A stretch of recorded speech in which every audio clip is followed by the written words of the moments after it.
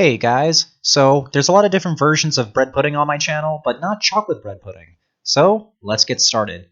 First thing I'm going to do is make a custard. In a large saucepan, I've got some half and half, some granulated sugar, some Dutch processed cocoa powder, and some espresso powder to really bring out that taste of the chocolate. And I'm going to bring that to the stove and heat it up a little bit so that I can bloom that chocolate and really bring out those flavor particles that is going to make this just extra tasty. And I'm just going to heat that up until everything's combined.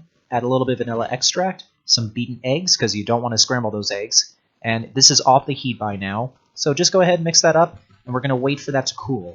I'm going to take some French bread, and we're going to put that into the custard. I'm just going to rip that up. Now the thing is, I did make a mistake when I was making this. Two things. One, I forgot to add salt. So I added the salt in there at the last minute, and I just mixed that in, so no problem.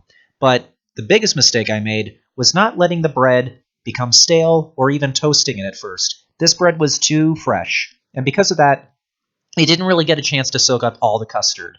And when you're making this, go ahead and make sure that your bread is a little bit crispier, harder, stale. Let it sit for a day out, in your kitchen without covering it, and you'll get yourself a perfect bread pudding because dried bread absorbs liquid a lot better than fresh bread. Not to say that this didn't come out good. It came out really good. It just didn't soak up all of that custard like I wanted.